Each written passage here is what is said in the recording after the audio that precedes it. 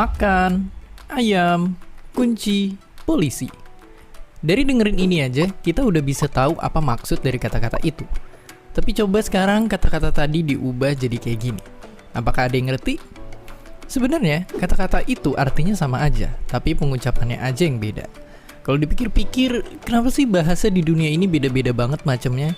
Dan kenapa juga sih kita harus gunain kata-kata buat bicara? Selamat datang ke dunia suara dan tanda yang kita kenal sebagai bahasa. Semua orang suka uang, tapi tentunya orang di ujung Afrika nggak mau nerima uang kita karena nggak berlaku di sana. Nah, sama halnya dengan bahasa.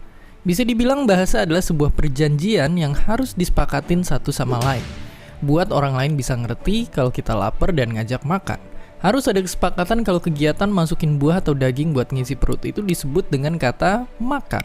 Dan begitu juga untuk kata lainnya di seluruh dunia. Bahasa dibutuhin banget buat kita intinya berkomunikasi, supaya orang lain bisa ngerti apa yang kita maksud melalui bunyi-bunyian yang kita sebut sebagai kata tadi. Bahasa juga kita pakai jadi alat nyalurin ekspresi. Dengan berbahasa, kita bisa nyeritain apa yang kita lihat atau apa yang hati kita sedang rasain secara lisan atau tulisan. Dan dari sanalah bahasa bisa ngelahirin berbagai karya bersejarah yang menceritakan asal-usul dunia dengan berbagai kisah. Dalam bentuk buku, syair, lagu, ataupun puisi. Sepanjang sejarah, bahasa bisa dianggap penemuan terbesar manusia.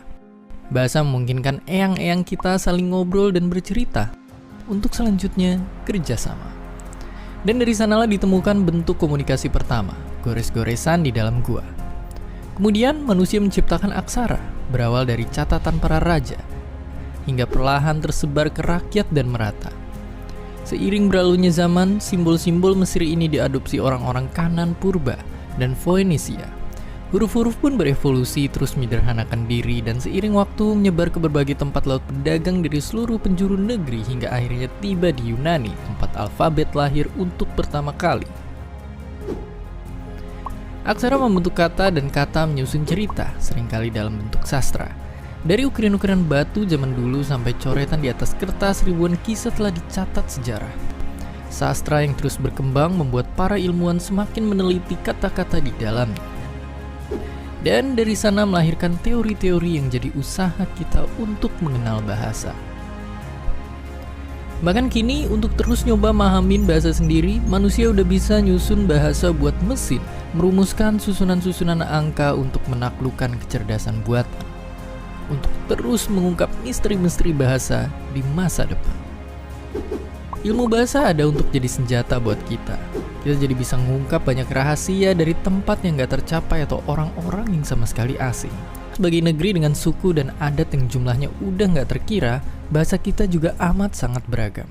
Ribuan keajaiban dan wawasan dari masing-masing budaya lagi nunggu untuk kita cari tahu. Bahasa bisa jadi salah satu jalan untuk bisa sampai ke sana.